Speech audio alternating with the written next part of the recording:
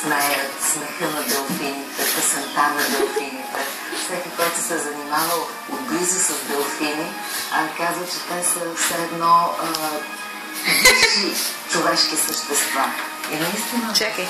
Само митологията върви в езотерика се смята, че делфина е наш покровителче. Това са едва ли не богове, които са слезли и са влезли в водата, в морето. И ако ние сме свързани с водата и с морето, т.е. представете си, че това, което те правят, е да ни пазят, даже когато не сме морски хора и когато не плуваме заедно с тях.